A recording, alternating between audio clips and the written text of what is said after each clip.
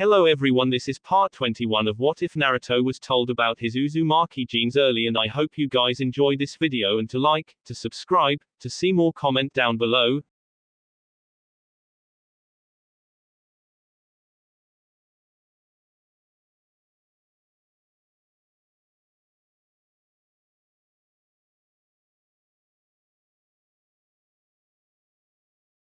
With a cold glare that made the two men walking beside him shift uncomfortably.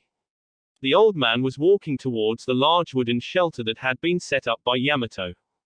Temari had told him what had happened in Iwagakure. She had told him that Kurotsuki abused her upon learning that she may hold value to the emperor.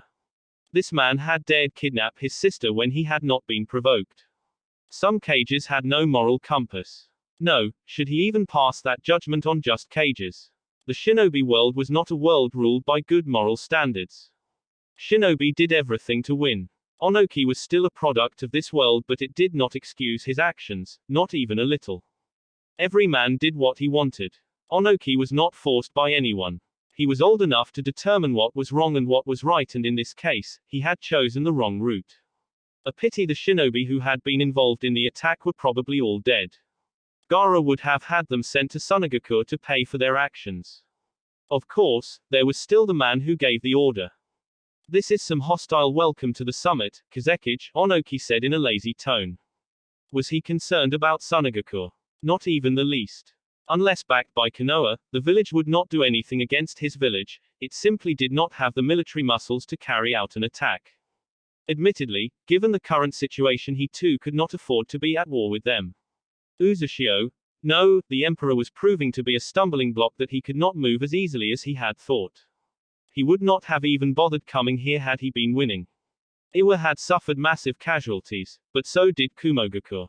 The risk carried by these other people was that they could enter the battlefield. With the losses he has suffered, it would be most unpleasant.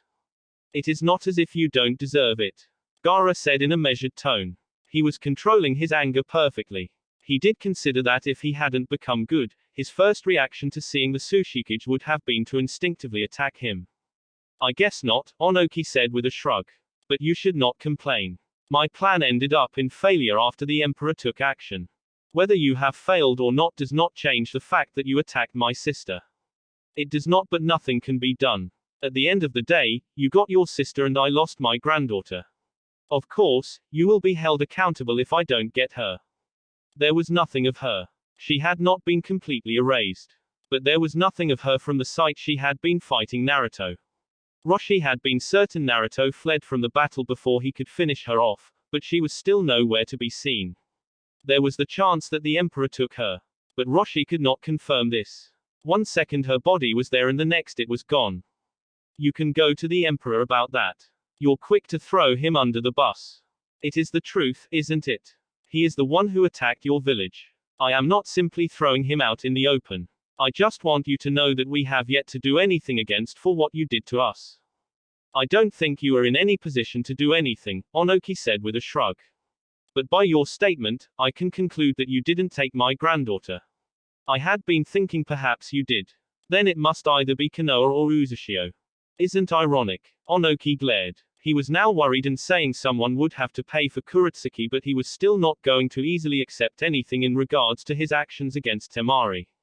This world was treacherous. What goes around doesn't always come back around, but this time, the trick he had tried to play on Suna had been pushed back at his door. It was a bitter pill to swallow, and he hated that he didn't have such a good position to be able to make demands.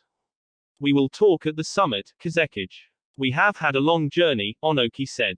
We want to rest a bit. We have been at war, and it has been rather brutal, he finished with a deep frown. I have heard and I cannot enjoy it, Gaara said in an honest tone. Despite what I think of you, your men do not deserve to be caught up in an unnecessary war where they are just going to lose their lives. Onoki stared at the large shelter, ignoring Gaara. There were 5 more rooms surrounding it, each with a symbol of a great nation. This was in the middle of nowhere. Konoha had obviously prepared this just for the summit. It was indeed true that Konoha had a Mokuton user. They could not have done this so quickly without the use of ninjutsu. He motioned for his guards to follow him as he walked towards the room prepared for Iwagakure. The meeting would be held later during the day. he could afford to rest his mind and for a moment, not worry about an attack from the Emperor. The island Naruto was standing behind Karen, who was sitting behind her desk inside her study. Both his hands were inside of her t-shirt, fondling her breasts. She was not big, but he did not hate it. He has enjoyed the comforts of all sizes of breasts. The bigger rack did seem to stimulate the sexual urges a bit more, but with Karen, it did not matter. She was perfect just the way she was, even though she acted like a man at times, she was fine. She was his wife after all. He leaned over and started kissing her on the right side of her neck. Karen had her eyes closed, enjoying the chills that were sent through her spine. She wasn't fond of the idea of leaving her experiments to go play politics, but this was one part of her relationship with Naruto that she did not hate. Despite how cold and ruthless he was, her body always shivered with excitement whenever he caressed her. He was always gentle and knew how to please her. Did you come here for this? I thought you had Temari to keep you company. She left, came back and then left again. But there is no one who quite pleases me as much as you do. If I pleased you that much, you wouldn't run off to sleep with other women. Must we all always bring that? Well, you are an unfaithful husband, why must we not talk about it? I doubt you have even stopped with your tendencies anyway. You say that Sanan did not influence you, but you certainly picked up his love for women. Maybe, Naruto said. His tongue slit out of his mouth and he ran it across her neck, slowly and then on her cheek. But you know I have been behaving since we officially married. I had my fun. But admittedly, it did leave me with a bit of an appetite, but it is an appetite only you can fully satisfy. I'm sure Temari will not be happy hearing that. Naruto retreated slightly, but still kept his hands on Karen's breasts. She lifted her face to look at him. He smiled. You wouldn't tell, would you? But even if you did, I'd deny it. You are rather good at that. I'm sure you've also denied responsibility for women who came to you with little blonde bastards. Naruto just smiled before capturing her lips. They were always smooth. There was nothing rotten inside of her mouth. The tongues playfully tagged for a couple of moments before Naruto pulled away. Better stop before I get a little too excited, he said, straightening up. Karen frowned. You bastard, you just came here to get me excited that then leave me like that. Naruto smiled happily. I am your husband, I should leave you excited. When I return home, I'm also going to do the same to you and then keep you locked up with chakra chains so that you don't go anywhere to be satisfied. Karen said firmly. Vengeful woman, Naruto said with a shake of his head. He shifted his body closer and sat on the desk, by Karen's right side, facing her. I should have chosen to marry a more suitable woman. Chosen. Karen laughed. You did not choose me. The Uzumaki chose for you. There was no one else born in the same year as you aside from me. Of course, you would have married someone older if you were given the option. Someone older would not give me such a hard time. They have experience in all parts of life and know what is expected of them. I like the maturity part of their brain. You young ones are just full of energy, and puffed up with so many emotions that confuses you, it can be frustrating at times. Are you saying I am frustrating? Naruto smiled. Did I? He asked rhetorically. We are going to meet the other cages later on. It should be fun. Once we have done that, we will see how things go. But Naori has informed me that Kumogakur has started retreating. We should be ending this bloody sequence soon. Karen frowned. It only meant one thing. She would be returning to Azu far sooner than she liked. She enjoyed Naruto's presence, but she hated playing politics. She loved doing her experiments. She had agreed to marry him even when she knew what would be expected of her. The clan had stolen her away from Orochimaru and then put her in this situation. But they had decided to offer her to the Emperor. The elders did at times treat Naruto like an outsider. She was the sacrifice given to him. They loved Yoshino. If things had gone their way, they would have made him emperor, but there wouldn't have been an empire without Naruto in the first place. So, you came for me. I came to warn you to start preparing things. Next time I come here, it will be to fetch you if you have not returned, Naruto responded. You really don't look pleased. I'm really not. Why? I don't want to play politics. It is just not me. I thought I could do it, but now that I am facing it, I don't really think I can do it. You still don't have a choice. Naruto said with an expressionless look. You treat me worse than your subordinates, Karen accused with a glare. You allow them to do as they please, but you never give me any freedom. I must always tiptoe around the fine margins you set for me. Naruto raised an eyebrow in surprise. Should you accuse me of such? I do give my subordinates some leeway, but whenever I call them for duty, they must always be ready to serve. But you have been locked up here in the last couple of years because of your choice. I didn't choose for you. I gave you the freedom, Naruto said. But if you want, I can relieve you of some duties and have Haku perform them. Of course, I would still need you to avail yourself whenever you are wanted. You'd reconsider. Naruto smiled and leaned in. He cupped her chin and stared at those reddish eyes. Ah, it seems I am interrupting something, Kabuto announced with a smile as he walked into the study holding a stack of papers.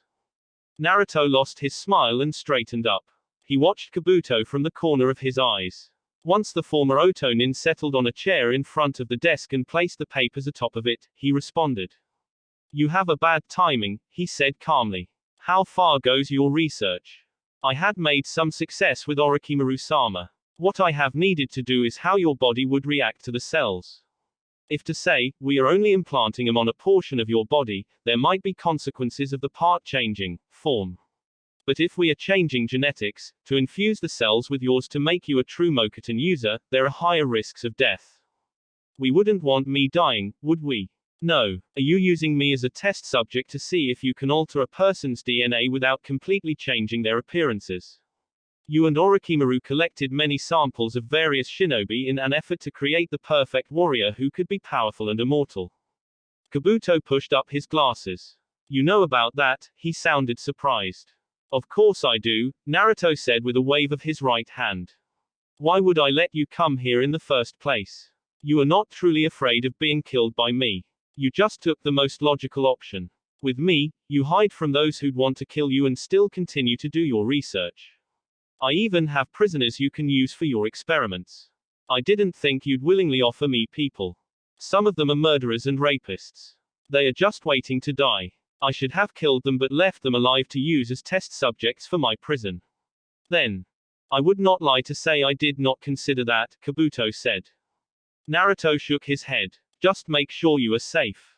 I'll give you what you need, he stood up. You heard me, Karen. Be ready when I return. I get it, Karen grumbled. Before you leave, Kabuto said. You want to control the elemental nations, isn't it? The purpose of this war was to give you a pretext to enter these nations without fostering a declaration of war from the other nations. It also means you move without the need to invade them and have that history. You want to create a sustainable rule in which the Uzumaki will influence what happens in the shinobi world for future generations. That is quite interesting, Naruto said in thought. Kabuto smiled. You are not going to deny it. He said. Is there a reason to do so? I guess not, Kabuto responded. Are you not interested in the existence that is Zetsu? He is not human. Was he a human before? What gave his birth? From what we know, he calls himself the Will of Madara, but that is questionable, Naruto said with a shake of his head. I am interested. Find out what you can.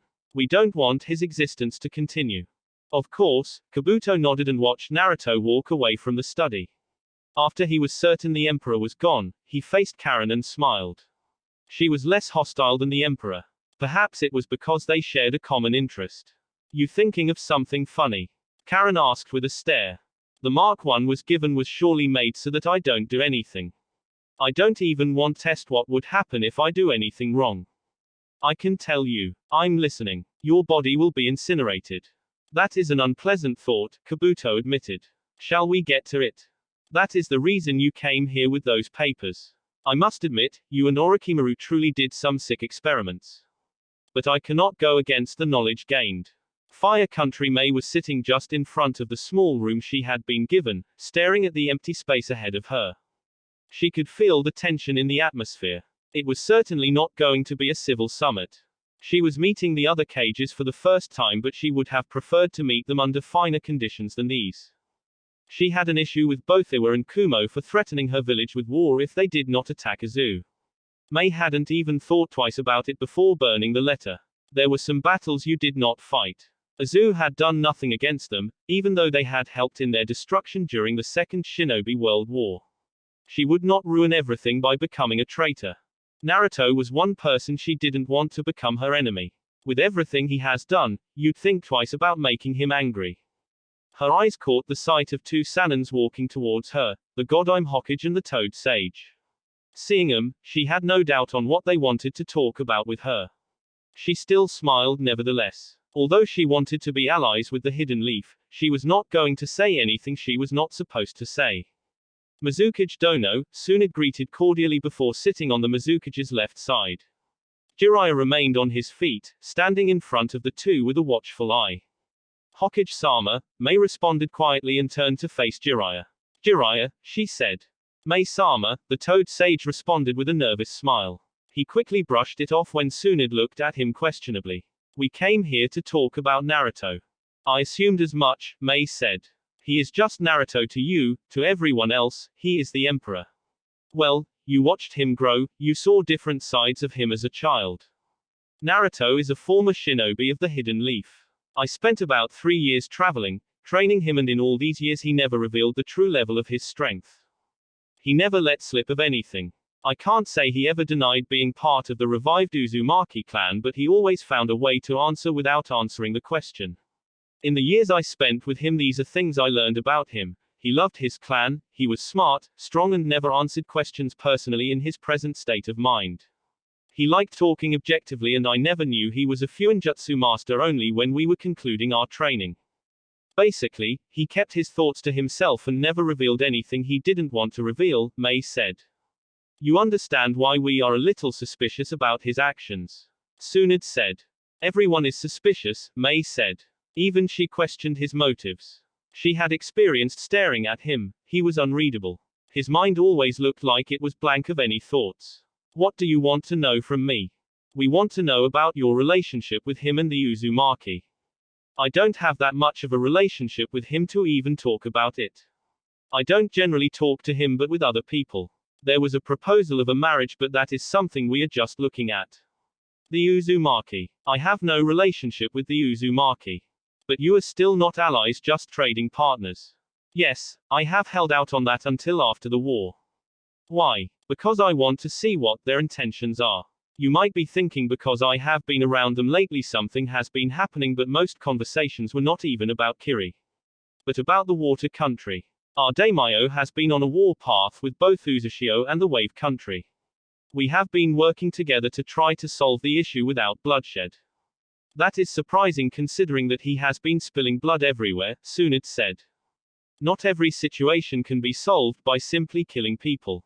He is fighting a war here. In a war, you have to fight, and that is what he is doing, Mei said with a slight shake of her head. Of course, from what Haku had said, Naruto would have chosen force already. But the fact he was willing to change things to be more diplomatic spoke volumes about his character. Haku had said that he was being used as a filter to Naruto's sometimes extreme methods that also reassured her a bit. Naruto was not unreasonable. Jiraiya was confident in this. He thinks logically. I'm sure there is a reason he is fighting the war in such a manner. He always did enjoy the good battle. In any case, Konoha would like to form a relationship with Kiri. We also wanted to know your position on the Emperor. I have no problems forming a relationship with Konoha, but this is not the appropriate time. I think it is, Tsunade said firmly. He is going to appear and there will be questions in which we want to pick sides with him or not. We wanted to see which side you would pick. The side that is right, Mei said sternly. I will not make my decision because of pressure. I will decide what is best for my village and something that I can live with. Nobody is going to influence me to decide anything. This is why I have even played a game of wait and see with Uzashio.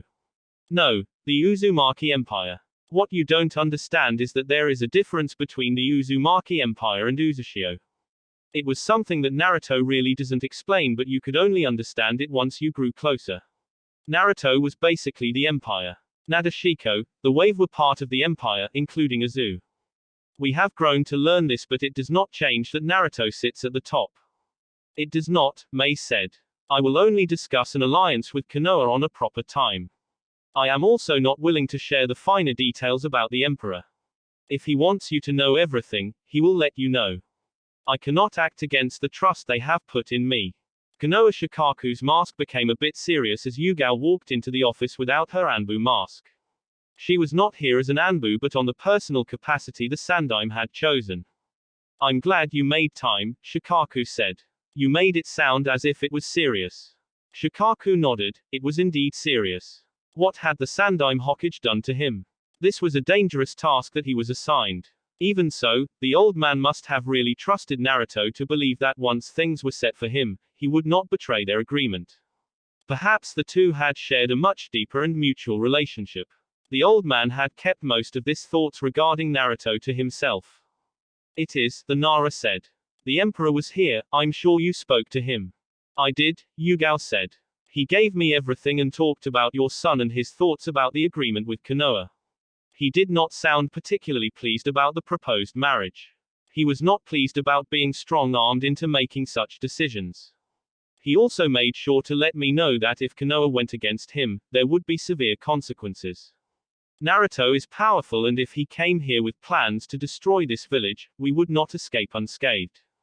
What do you propose? We don't force him into marriage but say that one of his children will have to marry someone from a clan in this village.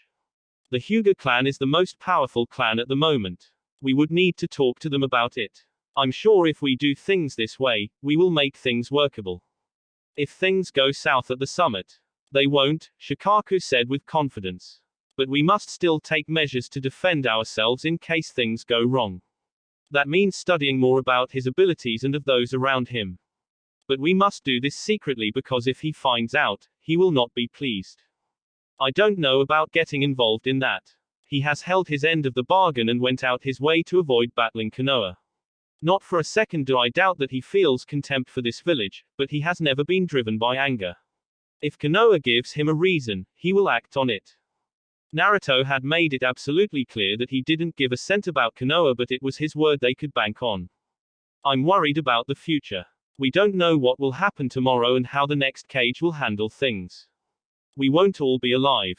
And even if our future leaders do wrong, we still cannot say it is right for the leaf to be destroyed, we must always protect it. Being Anbu, it had never been about right or wrong, it was always about protecting the leaf and following orders. Ideals did not matter. What do you want me to do? Summit location. The table was small, the cages sat a bit closer to each other with the guards standing behind them. The room was large with only a single window for some light. There were no other shinobi present. No one would even think about attacking here, not when it was the most powerful in action.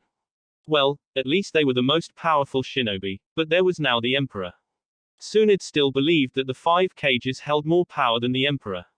It would test the balance of things if Naruto held enough power to challenge them all. Everyone would feel threatened and they would tread carefully knowing the Emperor was watching. The Godime Hokage glanced at the quiet Gaara who was sitting on her right hand, a bit further, the Mizukage sat on her left side, Onoki just across her. This meeting would be basically the other 3 against the 2 who were at war with Uzushio. As the ones who called the meeting, Konoha will take charge, do any of you have any problems? Tsunade asked in a Hokage tone. Let us just get this over with. We are at war and the Emperor can attack while we are sitting here, I said with impatience. The Emperor assured us he would not attack during the summit, Gaara said. He could at least trust that Naruto would not go back on his word unless these 2 do something that would provoke an attack. Besides, he was going to come here. I can't trust him, I was quick to say. I assume the last attacks were done knowing this. Did he also do them to give us more reasons to attend the meeting? Onoki demanded with narrowed eyes. Were you even aware of this? I glared hearing the question as if it had never occurred to him. He slammed his fist on the table and leaked a bit of his killing intent. His glare was directed at the Godime Hokage. You would not be working with the Emperor, would you? He demanded. If you are, there is not even a reason we should continue with this. He had lost many shinobi and he would never forgive those who worked with the Emperor. He would be willing to attack the other cages even in the summit if they proved to be conspiring with that man. Don't be so rash, Tsunade said in a dismissive tone. Instead of accusing us of anything, you should think about thanking us for giving you a time to breathe. You were not performing well in the war. And the Emperor would not have given you time to recover before launching another devastating attack. It did not please her saying this, but it had to be said. They needed to be reminded that while they had come here with their chests puffed, they were losing horribly in a war they had started. They had certainly underestimated Naruto. And they were paying dearly for it. We don't need to be reminded, Onoki said. But you are still not answering my question. I knew he would attack, but I was not working with him. We are not even allies. The only reason I even knew about it was because he informed me after coming to let me know he would recover my sister, whom you had taken by force, Gaara said staring at the Tsushikage. Your actions are part of the reason we are here. Tsunade said. We don't want to drag our villages into a needless war. But we will be forced to defend ourselves if you two going to provoke us. There has to be consequences for your actions, Tsushikage. Onoki frowned deeply. What do you want from me? He demanded harshly and in anger. My granddaughter is missing, possibly dead. And she was the one who led the attack. I feel for your loss. Losing a family member is difficult, but you had no problems in giving the order that resulted in me nearly losing a family member. Your granddaughter tortured my sister. I cannot forget that. You must pay for what you did. If I refuse, what are you going to do? Suna does not have the might to do anything against Iwagakure. I don't even think Konoha would be willing to get into a war with us. Last time we fought, we were winning until Minato appeared. You no longer have that. Mei shook her head. This kind of attitude was the reason the Great Five always fought. Onoki was not even willing to admit that he had done wrong. There would be nothing to talk about if he could not admit his error. If things did not change, they would not gain anything other than threats and war declarations. We thought about things and knew you would give such a response, Tsunade said with a shake of her head. There was clear disappointment in her tone. Will you not admit that what you did was wrong? Suna was not enemy and yet you gave the order. Onoki was silent for a couple of moments. I did what I thought was best for my village. He simply said. Talking about this issue is not going to change anything. Kumo once did something against in the Leaf and it never admitted to do any wrong, even when everyone knew they were wrong. Don't turn this on me, I said with a sharp look towards the Tsushikage.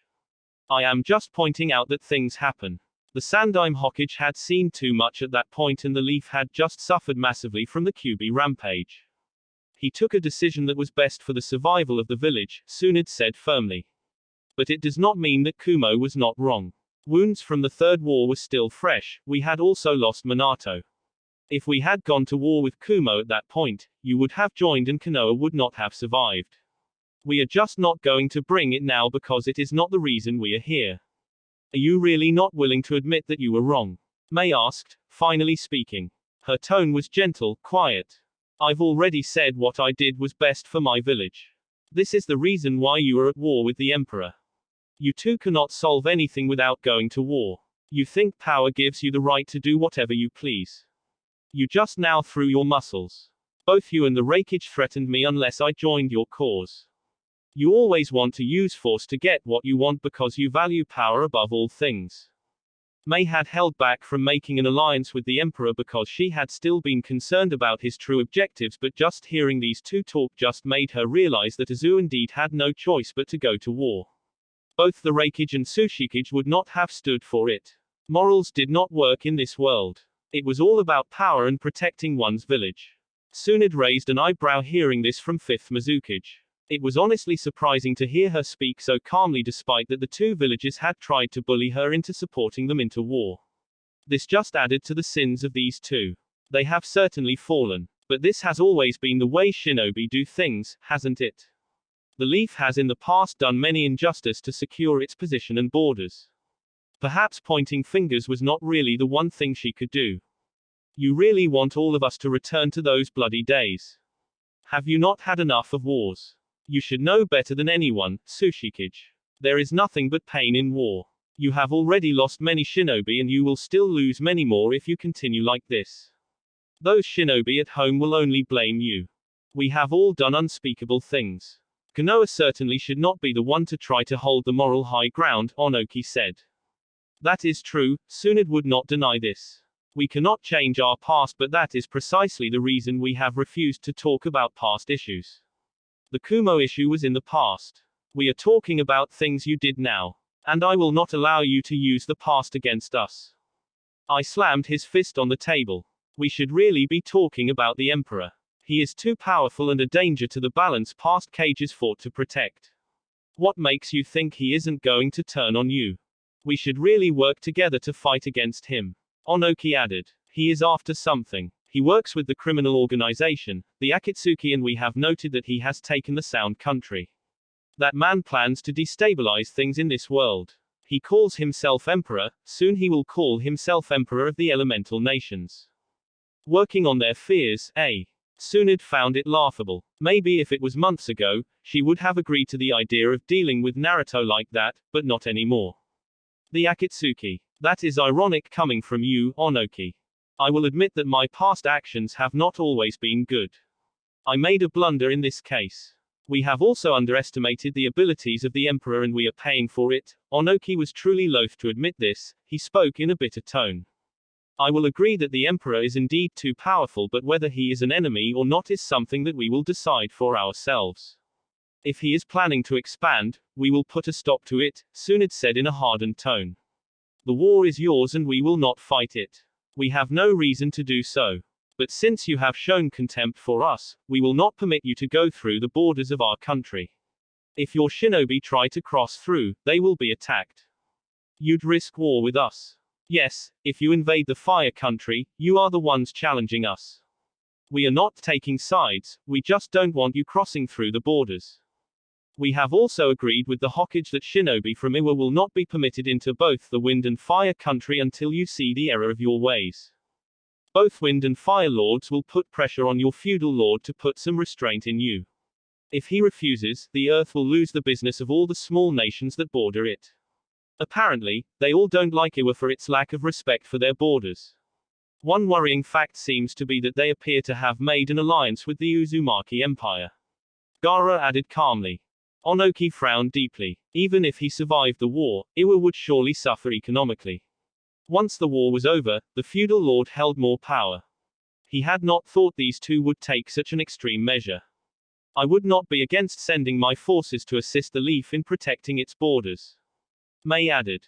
Ridiculous. I exclaimed in anger. None of you are willing to help in this war. If you stand against us, we will fight you. What you are doing is simply protecting the Emperor, we cannot excuse that. I think I have proven beyond doubt that I do not need any protection, a cold voice of the Emperor rang as he entered the meeting place. The guards of both Onoki and I took their positions, but the others did not react but just watched. Sasuke had his Sharingan activated, watching. If Naruto showed a moment of weakness or a simple opening, he was going to take it and ensure the blonde was dead. He heard the blonde was planning to expand. He no doubt wanted to dominate the elemental nations, he wanted to change things. Sasuke could not trust Naruto's intentions. I activated his lightning cloak while Onoki took to the air, holding his hands together, ready to launch an attack. Calm down you two, Tsunade shouted while on her feet. She didn't want things going far. They could not fight here. We did not come here to fight and you were informed he would appear. The Godine then glared at Naruto for his timing. With how good he was with stealth, he may have been watching since the beginning. Well, it didn't look like things were going anywhere anyway. But their measure against Onoki would hit him hard. Iwa was going to suffer and he would be forced to act. Konoha would not be affected badly by this measure. It just meant that Leaf Shinobi would be constantly fighting with Iwa. This is an opportunity for us to get rid of a man who has killed many of our shinobi. Onoki had nothing but hate for the Emperor. If you are going to fight, just know that we will be willing to fight you. Gaara said in a stern tone. Brother, B said to his brother. Even he knew that the situation was dangerous. There were 3 cages, one of them a Jinchuriki and a Sannin.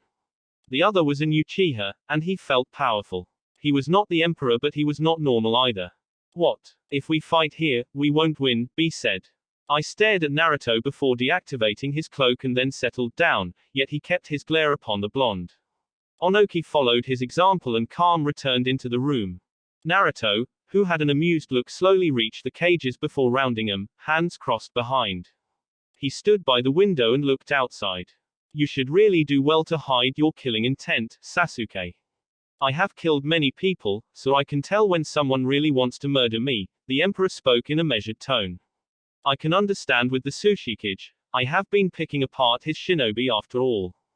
Tsunade frowned hearing those words. She had thought she handled this issue with Sasuke's thoughts towards Naruto. She truly hoped that the Uchiha did not do something stupid like attack the Emperor because she did not want that. There were chances of Naruto declaring war on him if Sasuke went that far. Showing your back to us, you have grown rather confident in your abilities, I said with anger. I am watching you. My senses work perfectly. Besides, I am not here for a battle.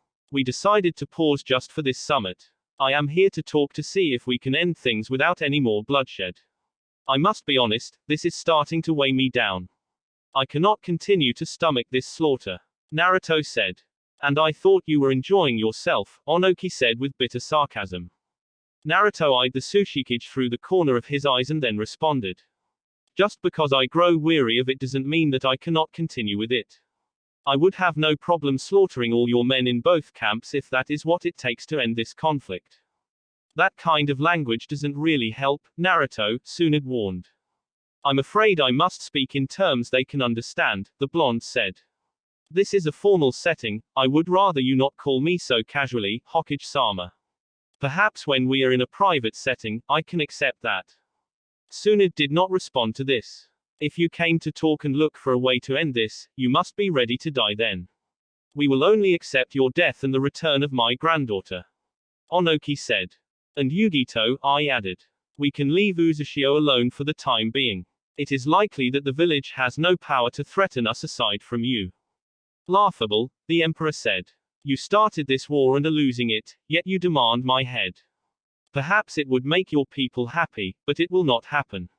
I did not take Kurotsuki, Tsushikage. I beat her and left her to die. If she isn't around, then it is a worrying matter. Yugito will not be returned. We end this war by you surrendering to me and giving your lives as sacrifices. That is not going to happen. We are still cages and will not give our lives to anyone. You have already killed many of our shinobi. I added forcefully. He seemed ready to explode.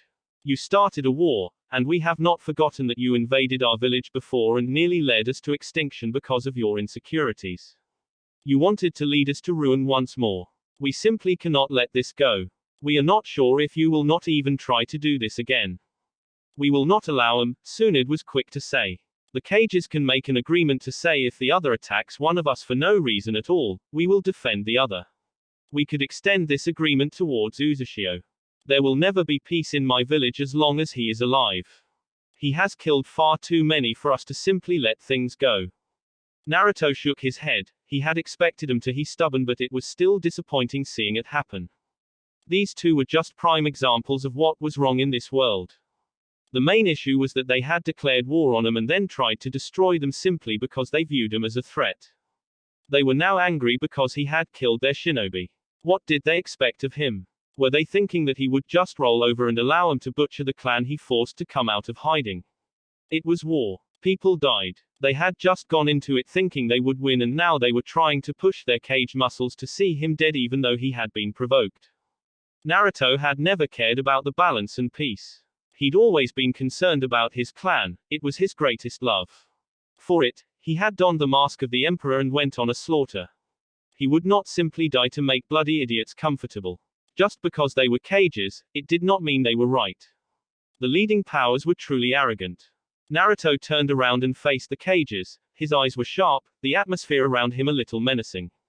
There was deathly silence when he did this, and when he spoke, no one seemed to breathe. You people are disappointing. You should be on your knees begging for mercy. You have done us wrong and you refuse to accept this. The core issue here is not that I slaughtered your shinobi, it is that you declared war on us when we had done nothing to you. You wanted to repeat history, but this time, we were prepared. We have stopped you and you think that now you can demand my death. Ridiculous. You are insane to even think of such. You are losing your war. Admit that. Beg for mercy and I will give it. Your status as cages mean nothing to me. Naruto calmed down after saying those words and then turned away once more.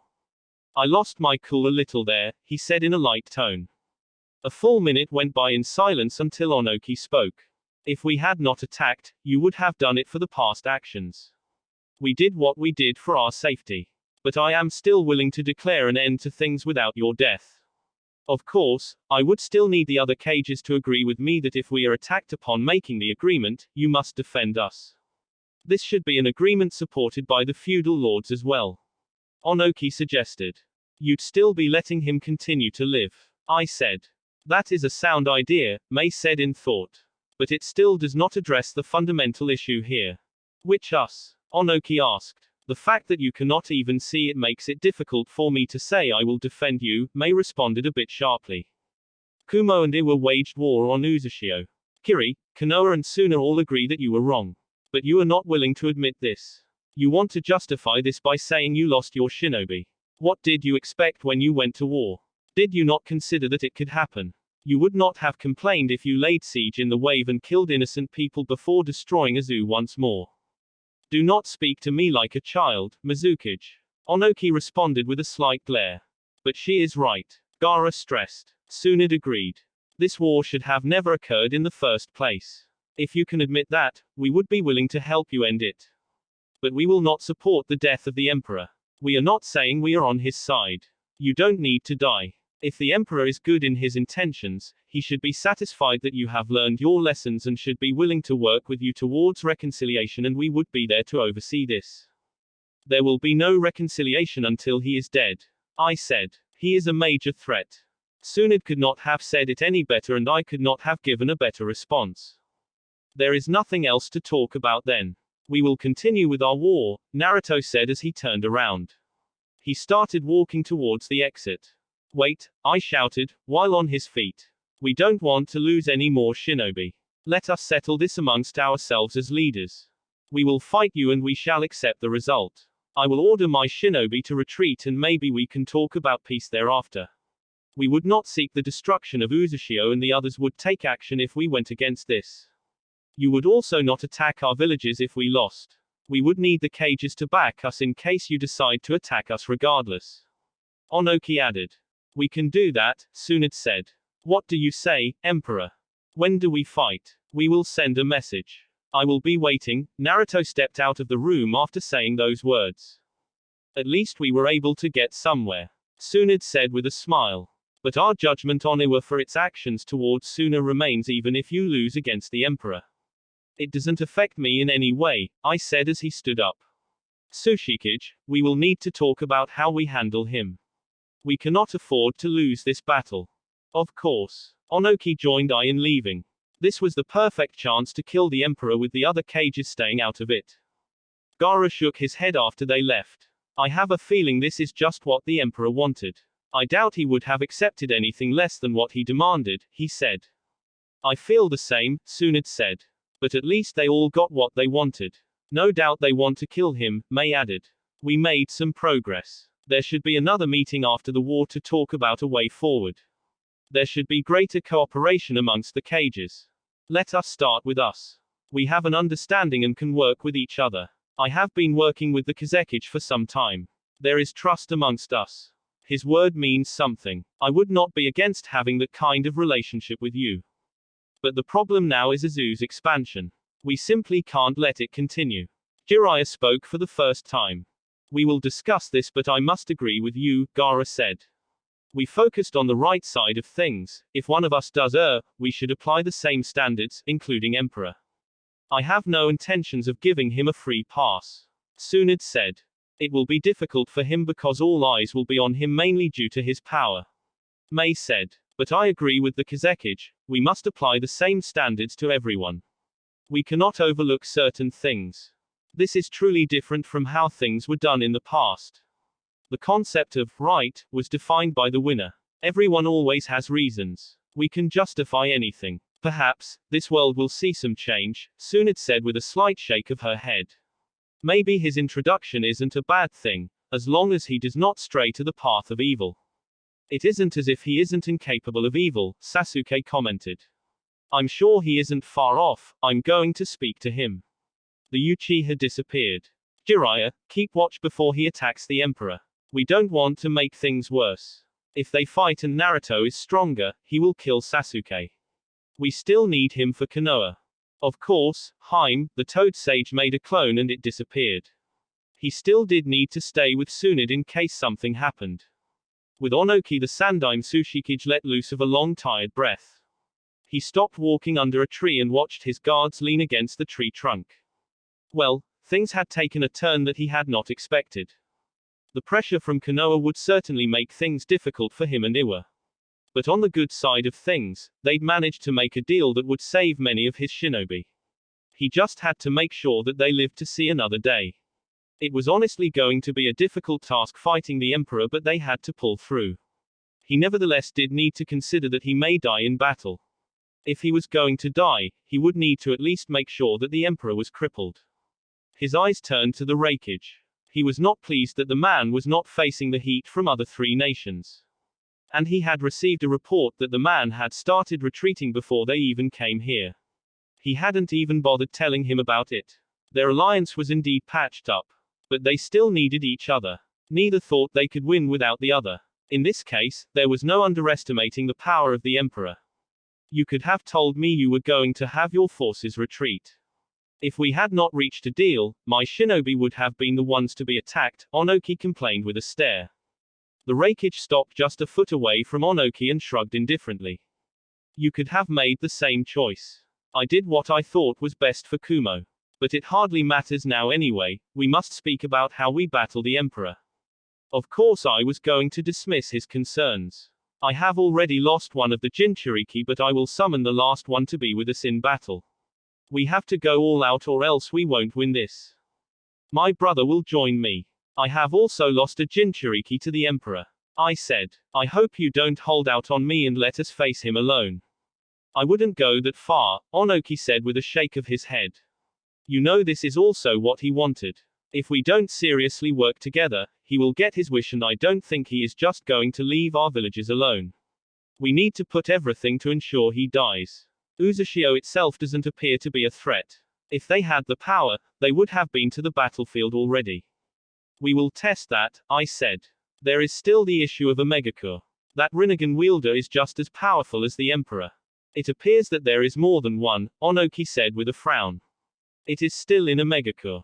We will need to make a plan for it once the Emperor is dead. But we should recover first. If we make any reckless movements, we will be going to an all-out war with the other three great nations. With the casualties we have already suffered, it will not be good for both our villages. Agreed. With Naruto was sitting on the limb of a tree, swinging both his feet slowly as he counted the seconds. He was sure Sasuke would come for him. He had no problems with the Uchiha and actually wanted to see the rebirth of the Uchiha clan. But Sasuke's attitude towards him would make things difficult for him. He clearly held murderous intentions towards him. If this did not change, he would end up dying. It would be a pity. When the Uchiha appeared below him in a lightning buzz, he narrowed his eyes below and then spoke. You still refuse to grow, Sasuke. I thought perhaps sending Itachi after you would help you grow a bit. But your hatred has truly battered you. You make your intentions so obvious. If I was someone else, I would kill you because you obviously will try to stab me in the back if you see an opportunity. It would not be a bad thing to this world if you died. Sasuke said. Do you actually think you can kill me simply? The power of the Kyuubi does not make you invisible. I would not need the Kyuubi to beat you unless you had the perfect Susanoo. Admittedly, that is a power I would rather not face, Naruto said. What are you planning, Naruto? I know you want something. You planned for this. If they had not attacked, you would have provoked them to attack you. Naruto looked behind him, sensing Jiraiya's chakra signature. The Sannin, he hadn't said anything then. But then again, it hadn't his moment to say anything. The platform was reserved for the cages. How good is your vision now? Can you even see clearly? Naruto asked while looking down at the Uchiha. What are you talking about? Don't play dumb. I know overuse of the Mangekyo Sharingan causes blindness. You will eventually go blind. He then jumped from the tree and landed in front of Sasuke with a smile. Ah, you can still see. Did you take my brother's body? Maybe, maybe not. I would be nice if I had it, don't you think? Naruto asked with a smile. Sasuke unsheathed his sword and lunged at Naruto, swinging his sword in a downward slash. The blonde did not move an inch. Jiraiya flashed between them, knees bent slightly, right hand held up, the left facing Naruto with its palm open. He caught Sasuke's wrist with his right hand. Stop it, Sasuke. The Uchiha glared for a moment before pulling away. Good timing, Jiraiya, Naruto said with a smile. I must depart. There was some troubling information I received from Onoki that needs intervention. What information? The disappearance of Kuretsuki. I was certain I had left her for dead, but her disappearance posses questions about who may have taken her. If it was not you, who could have done it? I'm not the bad guy here, Naruto responded. Regardless, I will see to it that I find out. He waved his right hand and then disappeared along gusts of winds. Sound. Naruto stood by a large boulder, overlooking the many rice fields that surrounded the large green watery area. None of the other lands within the Uzumaki Empire had such land that could be used for farming. The wave's main point of business was indeed trade, but it worked well with its port. It would certainly challenge the port city in the Fire Nation within the near future. He would have to make sure more farms were prepared for agricultural purposes. Those with land saw the value in it. Economic benefit simply did not come from shinobi missions only. The Sound was not going to be structured to depend on shinobi for its economy.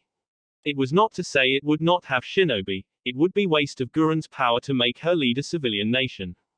The Empire did not have the military prowess to challenge the great nations without him, but he would build his military strength. It was now time to develop this nation. Omegakure and Nadeshiko provided some fighting power, but Sound would have to develop as well. While Naori, Naruto said as he felt the presence of the man. Your Majesty, Naori responded as his form appeared behind the Emperor.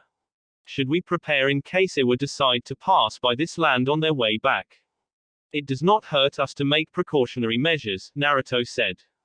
Do it. I'm rather concerned by Kuretsuki's disappearance. We need to find her and fast. She absolutely loathes me, and if she meets the wrong people, she will prove to be a major problem in the future if she returns. You think Zetsu might be behind it? A possibility we cannot overlook. I will send the men to look for her. It is strange that she could just disappear. If she is still alive, she will eventually return to this world and she will not be able to hide. Hopefully without any nasty surprises, the Emperor responded in a thoughtful tone. What do you think about Miyuki? Yoshino's woman. She is a strange woman. She was not like that from the beginning, not unless she was faking it. We know all Uzumaki and their personalities, but she is somehow. We cannot get a read on her, and she has displayed a rather curious mind. Yoshino doesn't seem to mind it nevertheless. Naori smiled. She may be a little twisted. I would not want to be alone with her. But that is the reason she matches Yoshino. She worries me, Naruto admitted. I don't plan on talking to Yoshino about this, but keep an eye on her. Of course, Your Majesty. Go attend your duties. I will see Guren and then return home. There should be no more battles until the Reikage and Tsushikage send us their message to meet for one last battle. But keep your eyes open. Those treacherous people might just shock us with something nasty. Hi. And then he was gone. Sound capital wooden houses lined up one after the other, surrounding the tall tower within the heart of the capital. The tower overlooked all other buildings, and unlike most buildings, it was made with a mixture of three materials: wood, sand and metal. There was a large wall that surrounded the capital, with one main entrance. In the future, it would be divided in 5 parts: Shinobi District, Market, Civilian District, the Mixed Zone and the Compounds District. The Mixed District welcomed you from the main entrance. Naruto put on a disguise and walked through the busy streets in a slow pace as he viewed how things were within. He could see more people coming here. Sound, Omegakure, and the Wave would all be connected by the trains. It would be easy for people to travel to each nation and for goods to move. Upon arriving the tower, Naruto stared at it, thinking about Pain's tower. After a couple of moments, he crossed his hands behind and then entered the building. There were guards who stopped him, but he revealed himself and they apologized before offering to escort him. He permitted it and walked with them in silence. Guren was at the top of the building. Her office was large. The wall on the left from the entrance had a shelf which contained scrolls only. The shelf on the right wall contained books. There were 3 chairs in front of her desk. Behind her, there was a large sliding door, opening the view to a balcony. Your Majesty, Guren was on her feet as she welcomed him. Naruto smiled and walked over to her, but he then surrounded her and walked out towards the balcony. There was a quiet chill. He jumped on the small wall and settled graciously before closing his eyes. Yes, he could get used to this. You have a lovely view here, the Emperor said before getting off. He walked back into the office and motioned for Guren to sit. He stood behind her and placed both his hands on her shoulders. Marriage plans. I have been a little too busy. Not good enough. I'm not really interested in marriage. Ah, that is the reason. But I need your bloodline to continue, as I do with Haku. He then leaned over her right ear. If you are not having any luck, I would not mind taking the reins. If one of my children became a bloodline wielder, it would be good for the Empire in the future. Gurren tensed. Naruto smiled. Ah, I'm harassing you, he said in a light tone. He moved away from Gurren and then walked back outside. Status report. For how long has he been thinking about battles? The desire to see the Uzumaki reign in this world. There was never a time to enjoy the comfort of life, he always had to be the emperor, playing judge and murderer. Karen may have been pushed towards him, but aside from Temari, she was truly the only other person he could speak with freely without any restraint. Perhaps conversations with her were much more enjoyable than with Temari. There was always some attachment to Gaara's sister, but there was not time to think about it. With battles heading towards conclusions, another chapter in his life would open up. With a long and thoughtful look on his face, Naruto stripped the gown he wore. He was standing at the edge of a hot spring within the land of hot springs. Esoteric marks covered his chest with black ink. There were no wounds. There was nothing but peace within the waters. He closed his eyes, enjoying the warmth that filled his body. The muscles felt as if they were loosening up. The tension in his body evaporated slowly. He felt calm. It was almost as if he was trapped in the little world he captures for himself when he was alone. Perhaps he was truly a miserable person who continually spends time alone, obsessed with thoughts about Fuinjutsu and what his life would have been like had his mother been alive and if Uzushio had never been destroyed in the first place. Maybe he would have lived a much simpler life. There had been unbearable pain when he was younger. He had been silently miserable. Only the Sandaime had cared.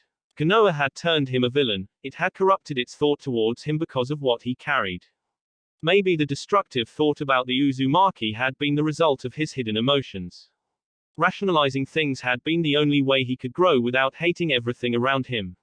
He certainly would have been filled up with anger which would have exploded with the Kyuubi's goading. But he was here. Perhaps the downside of his mindset was that he had suppressed his emotions. Someone is lost in thought.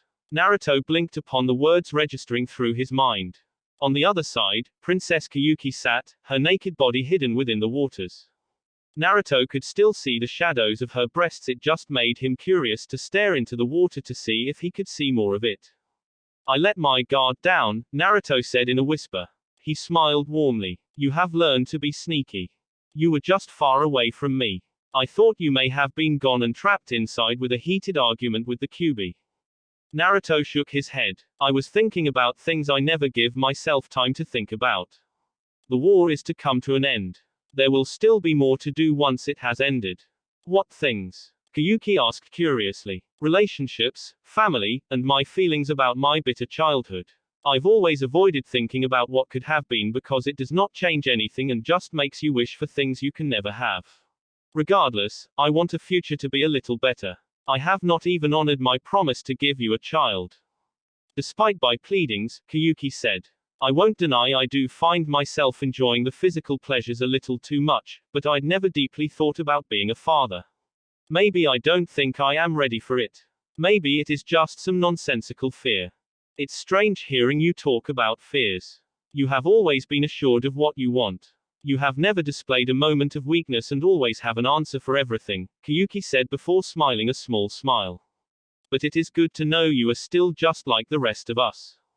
Everyone is human, dear. How we are trained to react to situations determines our emotional reactions. I taught myself certain lessons and principles. I have spent time thinking about the wider issues in life, but I don't have all the answers. I'm not a genius, I just give myself time to think and conclude things logically. Naruto responded in a quiet tone before adding with a smile. I guess we should start trying to give you what you want. It would be interesting and something I can use to develop myself as a person. You want to use my child as an experiment. I'm not that heartless. Every child of mine will be loved. Admittedly, there might be favoritism to those who will bear the Uzumaki name. It is really going to be a challenging experience, but we will get it right. You have never raised a child either, so we will see how it goes. As long as you don't abandon me to raise the child on my own. What do you think of me, Kyuki? Well, for one thing, you don't love me. This marriage was just an arrangement we both made to benefit our nations. It's not like you love me either. Naruto said with a shrug. I have learned that to care for someone is the best thing you can do. I care for you. Sometimes for a woman, that is simply not enough. You need to give attention and time. Caring and protection are sometimes equivalent to you. There will be those people who will not be pleased with protection but will want more. It was not that he didn't know about that. During those days with Jiraiya, Naruto had observed many things about relationships. Konoha had deprived him of that, but he was no longer in that contemptuous village. I know that, but knowledge and awareness doesn't really mean application. Naruto said in a thoughtful tone. It is going to be difficult. I wonder if I will even have the time. My duties alone will only grow once the war is over. And I fear that there could be some people lurking in the shadows, waiting for an opportunity to strike. Isn't there always something to worry about? Always. Tsunagaku Gaara stared expressionlessly at the papers on his desk, but his eyes were not focused on them. His mind was in chaos. It was a jungle that threatened to test the ever-firm expressionless mask on his face. There was much to think about. The road ahead seemed narrow. There was a chance of another war. He had lived the past years thinking about its possibility. Konoha had trained its shinobi in preparation for war. Almost every great nation had prepared. At some point, it had seemed as if it would be an inevitability that they would be dragged to a bloodbath, but things had not progressed to that point. Instead, it was Uzumaki fighting. No, it was Naruto fighting. And he was the one committing the bloodbath. Just how many men had he killed already? It was indeed war, and perhaps for the survival of his people, he had to fight this way, but this was something that could have been avoided. Onoki and I were stubborn. Power was the rule. Because they had the power, their movements were right and justified. It was ridiculous. But that was how things operated in this world. He didn't think it would continue, nevertheless, not with the force of nature that was the emperor. He had just come to disturb the order of the 5 cages, the balance of power. He was not bound by the fear of the great nations. Gaara was not worried too much about the emperor, but he worried about Iwagakure. Once the pressure they would invoke on the village starts squeezing the life out of them, he could expect some resistance. There was no doubt that the village would try to push back. Onoki would not simply grovel and apologize. That is if he does survive Naruto, which Gaara doesn't think likely. The emperor was likely going to kill those 2 cages. The Kazekage looked up towards his door when he heard it slowly open. His sister walked in and closed it. His eyes fell firmly on her until she settled down on a chair in front of his desk. You look stressed, Temari said, her eyes fixed on her brother's. Gaara shook his head in slow movements. The words did not quickly escape from his lips. He only spoke after a couple of moments had passed. Suna does not have the military strength to fight Iwagakure. We have to depend on Konoha to fight battles. If we are to get anything from them, we have to continue make sure that our relationship with them remains strong. Isn't it strong? You have worked hard since you became Kazekage to strengthen things after the invasion. It is, and there is a mutual respect and understanding between me and the Hokage. But things can change, Temari. The Cage Summit taught me that power means everything in this world. If you do not have the power, no one will listen to you. Those with power will trample you. The Tsuchikage even reminded me that I could not do anything to Iwagakure without help from Konoha. Suna's dependence on Konoha had been the reason his father had even considered the idea of betraying the village in the first place. But Gaara was not going to follow that path. He was not treacherous. That aside, the leaf was powerful. He had seen it himself. The village rebuilt its once fearsome shinobi over then past years. It continues to rebuild. It was no wonder Tsunade had no problems going to war with both Stone and Cloud, as long as he was there offer support. Military strength was not attained simply for show, it was gained to be used. Naruto did not train become stronger just for the sake of it. He wanted to use his power. Perhaps the powerful end up misusing their power because the power corrupts them. No, power does corrupt, especially those who allowed it to dictate their lives. Solemnly, Gaara added, with your relationship with the Emperor, our relationship with him may become better than Konoha's. From what I have been able to gather, he hates the leaf and their relationship might improve, but it probably won't become like ours. Perhaps there is also the issue of why Konoha failed to rescue Uzumaki before. Temari looked away from her brother. She really did need to have a long chat with Naruto. He would not tell her about anything that does not affect their relationship. Whenever they are together, it was always about what concerns them and other things were kept locked away. Do you think our relationship with Uzumaki may cause some friction with Konoha? It is a possibility, but depending on what both Uzumaki and Konoha are doing. We just need to ensure that we maintain things as much as we can. Certain things you cannot avoid regardless of how hard you may try. We must also look for ways to strengthen our military. Maybe that is not necessary at this time. But we will see what happens. Without weapons of destruction, there will not be destruction. Yet, it is not the weapons that are the cause of destruction. Jutsus are merely the imaginations of men. We think chaos. That is why we invent it. Perhaps to stop this kind of thing, we must stop thinking about them. Do you want me to use my relationship to make things better? I'm sorry, I must make this request. No, it is fine, Temari said with a wave of her right hand. I did think that something like this would occur. It became apparent that I would have a role to play when he revealed himself as the emperor. Konohagakure, it was remarkable how much time he was spending in the village compared to a couple of years ago. He'd always been a visitor ever since both his teammates left the Leaf, he'd also left. Perhaps being here had reminded him too much of his failures as a shinobi. But these days, he could hardly allow those factors to influence his decisions. He could not afford to be away from home, not with war knocking at the doorsteps. If things work out with Naruto and his enemies, there would be no more war, and perhaps they would try to make sure that such things never happened again. The current group of Kage were taking things in the right direction. Jiraiya glanced at Tsunade from the window where he sat. She seemed preoccupied with her thoughts than the work Shikaku had left behind for her. He smiled bitterly, thinking of his feelings. You simply just could not get everyone to love you. Just because you love doesn't mean you will be loved. Life was not fictional as the stories people wrote. Thinking of stories, he seriously needed to pick up on his writing. Perhaps he could draw inspiration from Naruto. He was the emperor, and with his history with women, he surely had some interesting stories to tell. You're drooling, you pervert. Jiraiya blinked. Tsunade was glaring at him. He smiled a bit sheepishly. I was just thinking about something, Haim. Perverted, no doubt, she said with disgust. Don't be like that, Haim, Jiraiya responded, smiling. He then turned serious. Nothing is happening yet, but fireworks should start soon. You think Naruto is going to win, don't you? Tsunade nodded. With the power he has displayed in this war, he could win. It would be stupid to bet against him. But still, nothing is certain. He could still lose the war to them.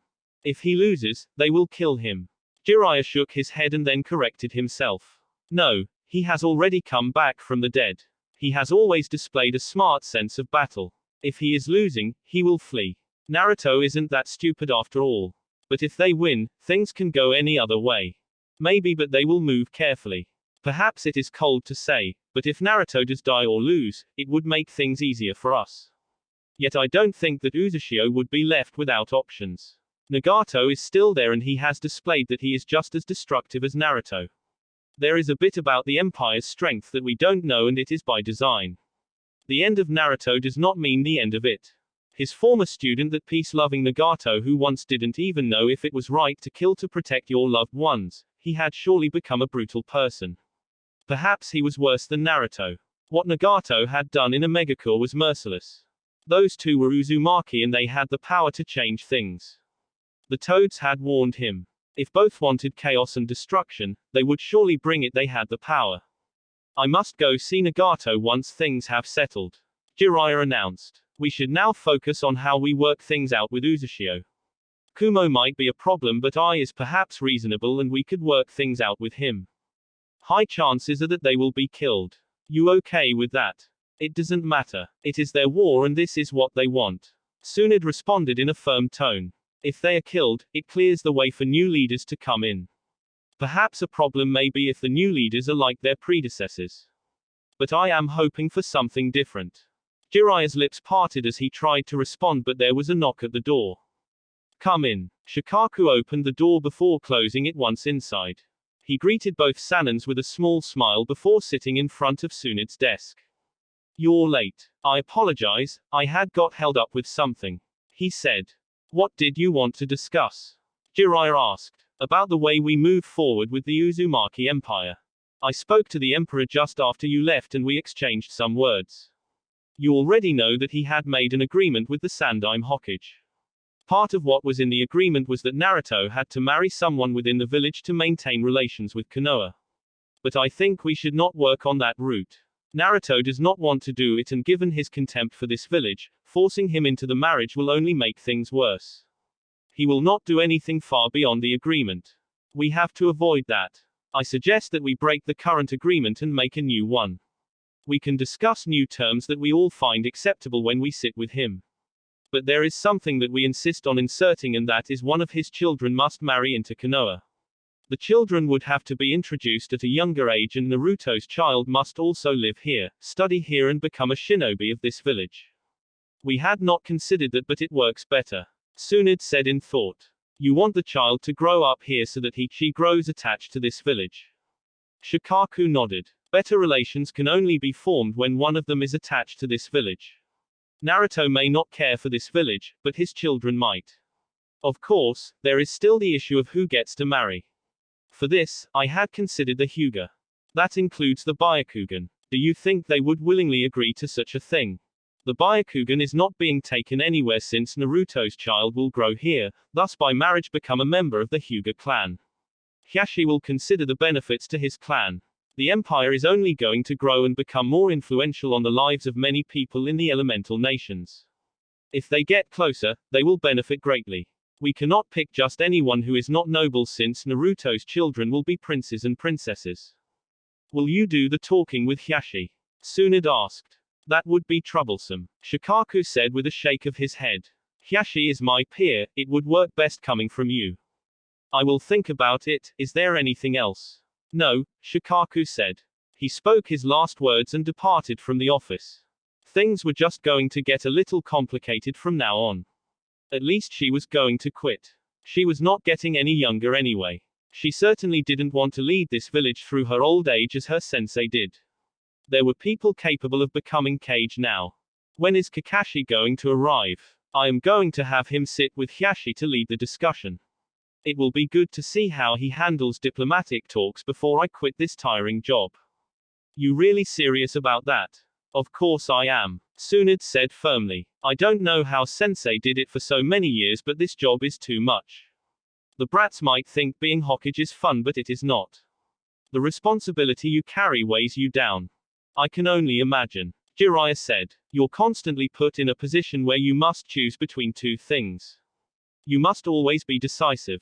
Sometimes you have to choose who gets to live or die. If you had to make such decisions, you'd certainly grow old quickly. But Kakashi should be fine, he was Anbu after all. He knows what is best. It is his tardiness that bothers me. I'm sure that will change with the new responsibility. Uzumaki footsteps echoed through the throne room as Naruto strode, hands crossed on his back. There was no other sound other than his footsteps. When he sat down and rested his head on the palm of his right hand, everything became still. It was just complete silence. Naruto did not hate it. He had designed the room to be completely cut off from the world to give it privacy and peace. He didn't have to worry about explosions setting off outside while he remained ignorant. Azu was well protected. After a couple of moments passed, Naori formed from the shadows, on the Emperor's left side. Where is Haku? He has gone to Kirigakure to see if the issue with the Water Lord has been resolved. He should nevertheless return soon. Naori answered. Did you need him? No, I just did not feel his presence, so I wondered. Yoshino has requested permission to grant Miyuki access to the compound. He would not give his reasons as to why such a move should be made. No, aside from my concerns, there is no reason to grant the request. She is useless to me in the protection of the compound. Her access will be restricted as normal. I will give him the message. Naori was certain that Yoshino expected the rejection. Perhaps there was a game the man was playing with the Emperor. Sometimes it was difficult to understand just how the two thought at times. Yoshino was the only one who could take decisions that Naruto would have made. Haku was different. He didn't consider his superior's thoughts but what he believed was best for the situation. Kumo's forces in the sea have not made any movements. But we received a message saying that they stopped at an island and unloaded the supplies.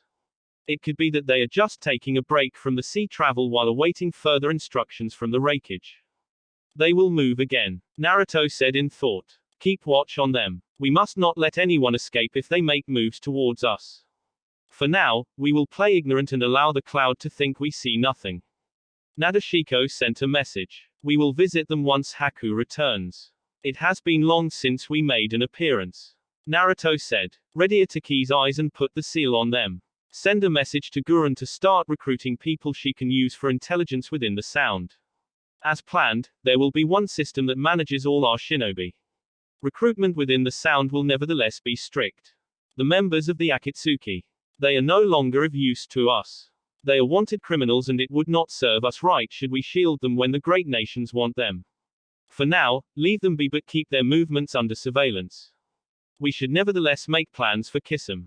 He was too close to Obito. Will you handle it? In due time, perhaps it will be a hunt once we have settled things. But for now, we have our focus. Naruto paused when he sensed Yoshino's presence. The man walked purposefully toward him and stopped a couple of feet away from the throne before speaking. Your Majesty, he greeted with a smile. Naruto merely nodded in response. I have been thinking about how we are going to build the trains and the railways without the Akatsuki no longer doing missions. The project to even develop the sound is going to cost us more than we have and Omegacore will not be able to help as it did in the past. What do you have in mind? We took Gato's business and that helped us with some funds but it was all spent in the wave country. The shipping business helps the wave's economy, so we cannot take it. The wave also needs to continue with its expansion to make it the kind of village we want it to be. Money will be required which we do not have. I'm well aware that our financial position does not match our ambitions. Get to it. Yoshino continued smiling as he responded. There are many criminals running loose and many gold mines that are in the hands of criminals. Bandits have loot with them. We can simply claim that instead of demanding compensations from Cloud and Stone. This will set us up for the future. That makes sense. Another reason. I want to expand Uzumaki. It is still relatively too small. I want it to grow, but of course, we would still need to ensure that the Uzumaki know they cannot marry anyone not from the clan. Extinction is our greatest fear, and we have all agreed to do everything possible to make sure it is avoided. Uzumaki is yours, what happens to it is not my decision. But you would still need to approve. If you need my approval, you have it. However, ensure we don't have a situation with our people falling for those not of our blood. What should we make of it? Taboo. Yes, something forbidden. Naruto said. How do you plan to make this plan of yours work? I was hoping we could utilize Gurren's extreme skills and the men she leads to make things happen. Noroi has already gathered valuable spots we could hit. Naruto stared at the man thinking how long he had been having such thoughts. He then shook his head. He didn't need to know. You have my permission, he said. I have rejected your request with regards to Miyuki. Does that pass your test? Yoshino merely continued smiling. Which side of you does she even know? A side that she likes, Your Majesty. Naruto blinked before bursting out in laughter. When does she get pregnant? I am expecting a child. If she is of any use, she will serve her purpose. Very soon, Your Majesty, very soon. I work hard at it. Naruto smiled. Does she know? Konoha, Uchiha compound. Sasuke couldn't help but snort at his current predicament. He had fled this village for more power. He did get it, but just not quite enough. His salvation had been with his brother. It was at times maddening that many people looked down on his brother and cursed his name. He had once done it and vowed to murder him, but he hadn't known the sacrifice his brother had made for Konoha. Coming back here, he had vowed revenge over all those who were involved. But recently, he'd come to realize he was truly no longer interested. It has been some time since he returned to this village, and ever since he has worked to protect it. Perhaps it was his jealousy and contempt for Naruto that made him chase after the Emperor. No doubt if he did anything, Konoha would turn on him. The whole of Uzumaki would hunt him. Soon it had made it clear to him that unless she gave the order, he was never to try anything. Admittedly, he'd never given much of a thought to the consequences, but he'd only been thinking about removing someone he believed to be a threat to the leaf. His eyes turned when he sensed something. He picked up the short sword lying on the floor on his right side. He was sitting just behind his house. I come in peace. Black Zetsu said in a slow dark tone, seeing the narrow look from the Uchiha. He just formed from the ground, in front of Sasuke. What do you want? Naruto has been hunting you and it would make him owe me if I captured you. I did consider that, but I have been watching you. And I want you to join me. Sasuke's Sharingan activated and he strengthened the grip on his sword. He was familiar with the danger here and Naruto had mentioned it. He was simply not going to allow himself to be taken in for a ride when Itachi had already warned him about the dangerous characters in this shinobi world. I have no interest. I know where Itachi's eyes are and in your current situation, you need them. I can make sure you get them and take down the Emperor. These people are still not grateful of the sacrifice your brother made to this village. They scorn him and make him turn up to be a villain when he really was just following the village's orders. Sasuke had a look of anger in his eyes, but he controlled his rage. Don't talk about my brother like you know him. I know him better than you do. Naruto has those eyes. I'm not interested. He channeled lightning chakra into his sword, ready to attack Black Zetsu. Disappointing, Zetsu said. Oh, well, not that it was unexpected. But I will return. He returned to the ground before Sasuke could attack him. Uzumaki, the lone figure of Yugito, stopped walking within the streets and looked up into the clear sky. There was a chilly breeze at this time in the village. It was perhaps because the village was surrounded by waters. She was strangely becoming familiar with everything. The street was in its usual form of bubbles. Children walked around with their parents while some brats ran through. Academy classes were over, so they were free to run loose. Shops were open, people went in and out. Yugito had never taken part in the festivities within the village. She had always observed from a distance. Maybe she did not want to end up liking the atmosphere a little too much. But no one bothered her. Not even the people from the leader or the emperor. She was just left alone to do as she pleased. One of the little things that Yugito had come to realize when walking around this village was that the Uzumaki were truly nobles. It was not that they walked around with their chests puffed up in arrogance of their status. No, they mingled with people and were much more energetic than others. But when it came to romantic relationships, they did not mix. It didn't seem to bother anyone else as they were good people. It was still not something that was not practiced by other clans. She had also noted that most people came here from different lands. There were those from Am and some from Nadeshiko. And some were just lost people the empire brought in and fed. The village was really charitable. Everyone had a home. Overall, the village was a good place to live. Still, there was no place quite like home. Yugito had missed the mountains of the cloud. She had missed the terrain and the people at her home. She truly longed to be there. But she could not leave, not unless the emperor permitted it. Yugito focused on the road ahead and continued walking. She walked past some people, greeting some along the way. She stopped close to a ramen stand, seeing the emperor sitting there. He looked just like a normal person. The people loved him. She had noticed as much. He was their emperor. To the Uzumaki, he was like a god. To the little ones, he was even greater than a god. They were being told of his amazing power in the war with Stone and Cloud. The versions were not exaggerations, but they did leave out the bloody trail of corpses he left behind. It was understandable you did not want to traumatize the little ones with such images. She walked towards the ramen stand and then sat on a stool on the emperor's right side. Oddly enough, despite holding her captive in this village and killing many people from her village, Yugito did not hate him, not even a little. Should you be sitting here like this? Naruto eyed Yugito for a moment with a raised brow and then asked. Why not? You are the emperor. Some of these people worship you. I'm not a god, I can be normal. You don't expect me to start avoiding bars because I am the emperor, do you? Yugito stared at him. Naruto chuckled lightly. When you stand too far away from your people, they only see you through the lenses of what they hear. In this case, they would only see me through what they hear about my achievements in the battlefield. If I allowed such a situation, adoration could become fear, especially if I just kept a straight face along the way. I don't want my people to come to the point where they fear even looking at me. I want them to be free to greet me without fear of death. If they respect me, it should not only because of my position but because of what I am to them. Yugito did not respond immediately. She made her order and eyed him out the corner of her eyes. He was sensible at times. Well, it was no wonder these people loved him. You're admittedly a good leader. I'm sure not many people would want to hear that. You mean your village and Iwagakure? Yugito refused to comment on this, but it was her thought. How was the summit? She asked a bit hesitantly, perhaps afraid to find out any bad news about her village. According to plan, Kumo and I were retreating, but I will still be facing the cage in a battle of death. They will most certainly die if they cannot defeat or outrun me. Naruto said firmly. Have you come to a favorable decision? Yugito did not take time to respond. Her response came a bit too quickly than she would have liked. She meant every word nevertheless. I cannot betray my village. I love Kumo even with all its faults. This is a good place.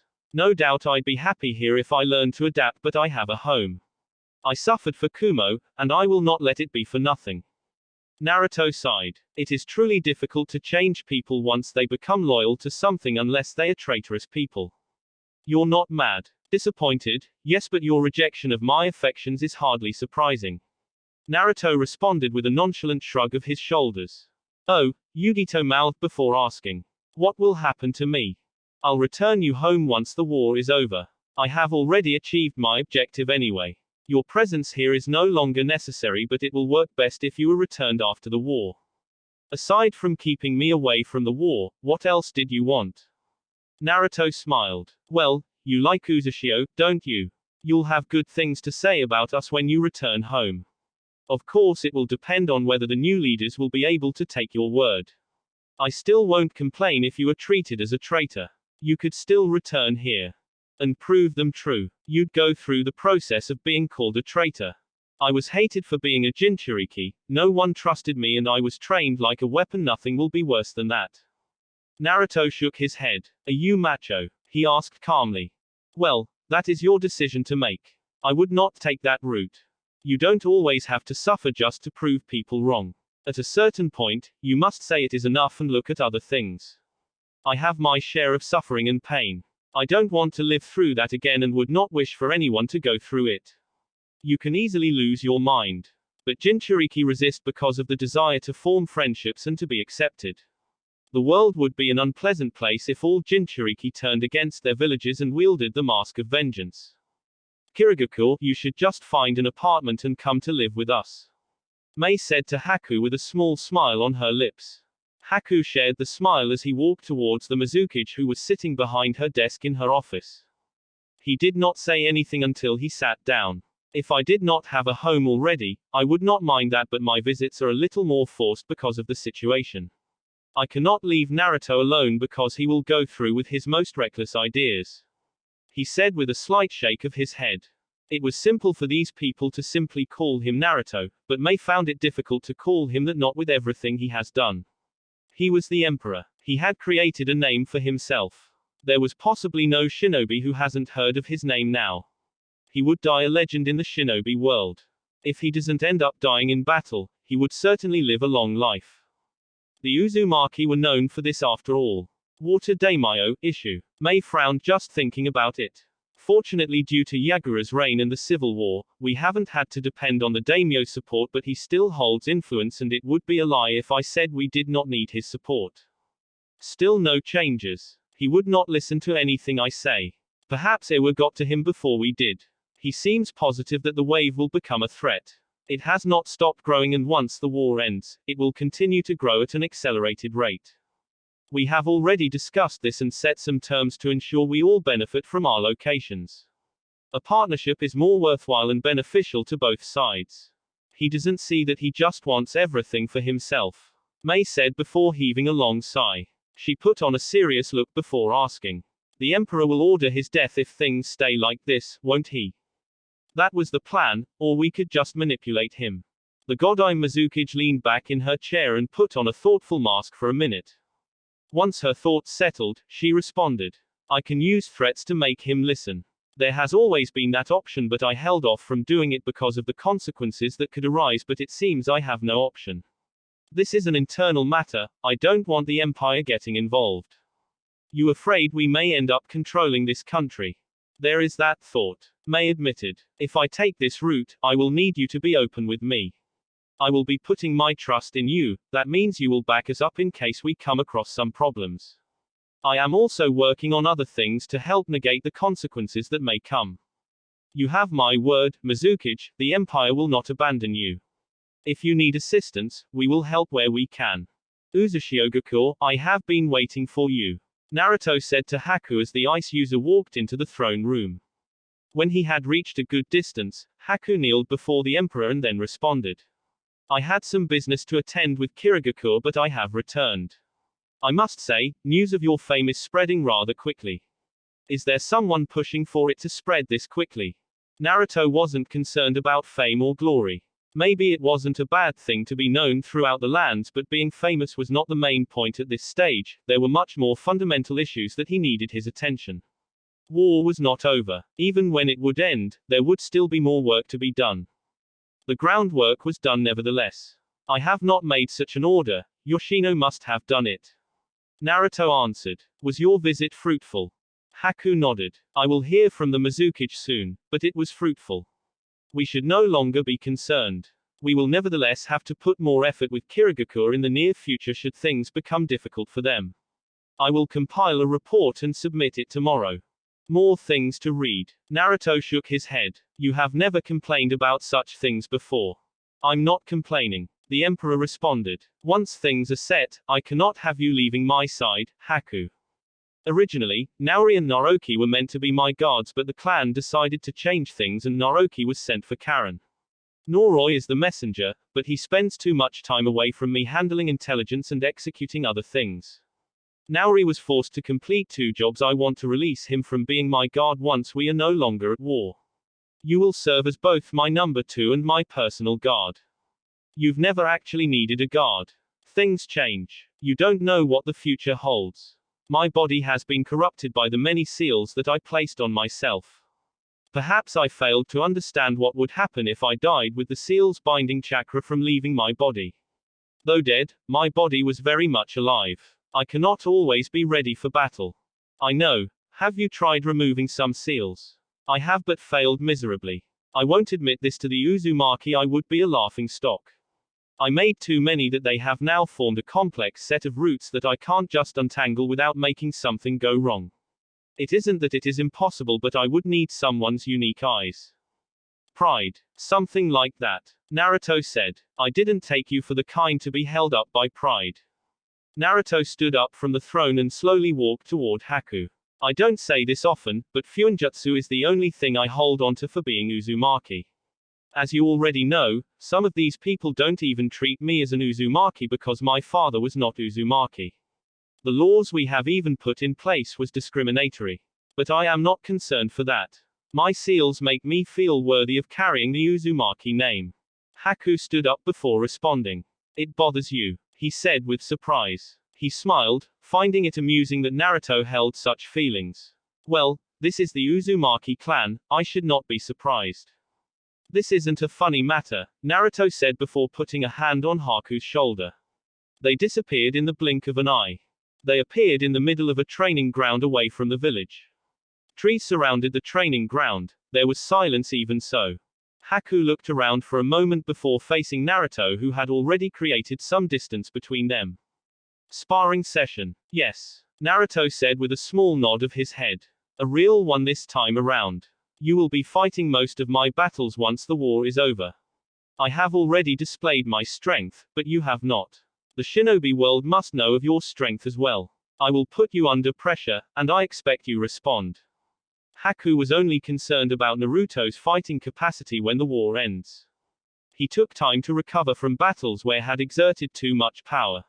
Without any Uzumaki backing him and the possibility of fighting 2 Jinchuriki, he would need to be at 100%.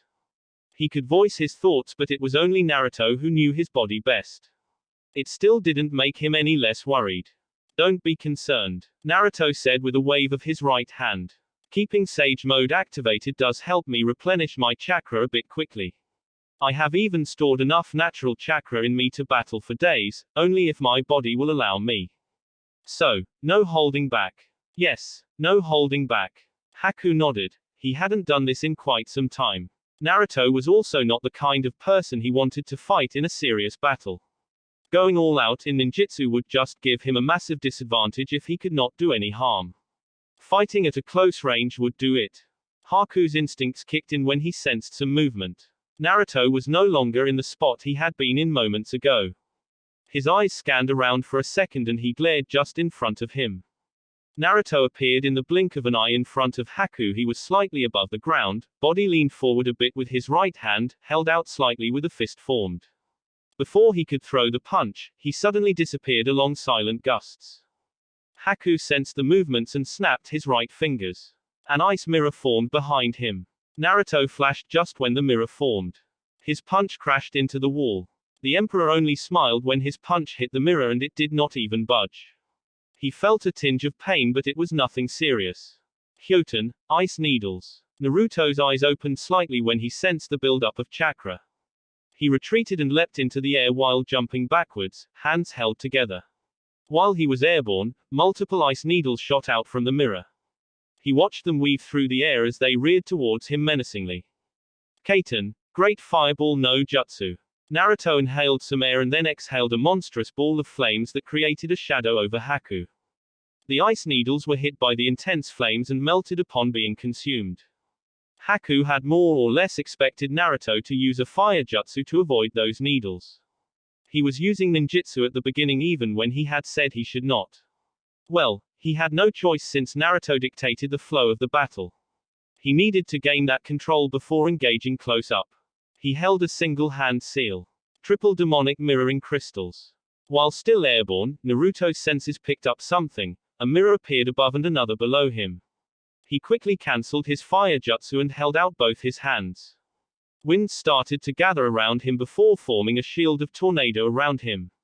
Ice splinters shot out of the mirrors, rushing towards him from both sides. In the blink of an eye, the ice was upon him and crashed into the rotating winds. They were soon spat out to other directions. The tornado flashed to the ground, hitting in a small explosion that picked up debris from the ground. When the winds around Naruto dispersed, Haku charged towards him, running through the ground. After a couple of steps, he suddenly disappeared. Naruto looked up when Haku appeared above. The ice user was flashing the back of his foot towards his head. He raised both hands and folded them just in time to block the kick. He winced slightly when the foot connected with his hands. It felt like he had just been hit by a stone of ice. He pushed back slightly, forcing Haku to leap backwards into the air. Haku timed everything correctly and opened his mouth the moment he leapt backwards. He released a smoke screen of ice that spread through the atmosphere before Naruto could move from his position. When he landed down, the air was cold. He could see his breath as his body started generating heat to keep his body warm. Naruto held out his right hand. "What is the name of this jutsu?" he asked curiously. "It is similar to the one you used to freeze Kumo Shinobi at the bridge in the wave. The atmosphere has changed. It is a little difficult to breathe and the air is heavy. It affects my control over wind but nothing I cannot overcome. It is not fair that you are able to analyze ninjutsu like that. I have been around you for some time in the battleground and I once grew an interest in trying learn Hyoten. Are you ready then?" Haku held out his right hand. Naruto took a stance and smiled. "I am." But before Haku could make a move, Naori flashed behind him. "There is a situation, Your Majesty," he said in a serious tone. Naruto straightened up, wearing an expressionless mask. "Haku, we will pick up some time. It seems that we cannot indulge ourselves in this situation," he said. "What? Yoshino is waiting for you in the throne room along with Naoki. Bring Haku," the Emperor said before disappearing in the blink of an eye. He appeared on the throne with that expressionless mask on his face. He stared down at the kneeling Yoshino while waiting for Haku and Naori to appear. They appeared after a couple of seconds. Haku knelt beside Yoshino while Naori walked to the throne. "Naoki," Naruto called. The Uzumaki materialized on the left side of the throne. "Your Majesty, I assume you are the one with the news." "Yes," Naoki said. "We caught 3 shinobi from a Wagakur within the Wave Country. But they committed suicide before we could interrogate them. We don't know what they were doing or if it was just the 3 of them, but what is certain is that they had been here for more than a week. And nobody noticed them. Well, the wave is not protected like a zoo. It is easy for people to sneak into the country. You said no to barriers because it would just confuse people, as there were a lot of people who were always coming into the country. We just kept watch of the leader and important buildings," Naoki explained. Naruto frowned deeply. "Yoshino, what do you think? That they were plotting something? We can be sure that there is indeed something that they did." The fact that they went as far as to kill themselves to avoid being interrogated meant that they did not want us to find out what they did or if there are more people. Naruto nodded. Haku. It is concerning that they managed to sneak in and be able to move about, but I share everyone's concerns. The wave could be in trouble, but we cannot be sure. Naruto tapped his finger on the throne while thinking. More than a minute went by while the only sound coming was from his fingers. What of Uzushio? I cannot say, but the measures we took, nobody should be able to come in unless they are civilian. But since the war started, we have not welcomed people we do not know. The only way to enter is through the bridge or by ship. Yet, seeing this, I cannot be sure that no one has not slipped through. There will always be a flaw in something created by men. Noroi is currently busy with the issue of Kurotsuki. We cannot allow the Uzumaki forces to leave this village. As you have said, we don't know what may have slipped through. With Noroi busy, he cannot come now. Naruki, go to Am and request some experienced shinobi from Nagato. Teleport them to the wave and snuff out the danger. Take Shiro with you, he is a better sensory type than Karen. He should find any other shinobi if they are there. If they are using shinobi. Yoshino added in a serious tone. That is a possibility. We also use civilians for some covert operations that do not require fighting. If that is the case, and there is something those people did, we are screwed. They will likely know we are moving and take measures to avoid us. But I trust you will succeed, Naruki. Of course, Your Majesty. I will depart now, he said before disappearing in a flash. Naruto rested his head on the palm of his right hand before speaking. It seems I have made an oversight in judgment. I did not consider that such a thing would occur even when I knew that Stone and Cloud would not waste time laying siege in the wave. We were focused on Uzushio. We have always saw it as the bigger picture. Yoshino said. Indeed, if anything happens, this can be blamed on me. It did seem like Naruki was already blaming me. Naruto said with a slight shake of his head. Must we make a visit somewhere, Naori? Yes, we have Nadeshiko. We cannot cancel that visit. Naruto said. But we will not be gone for long.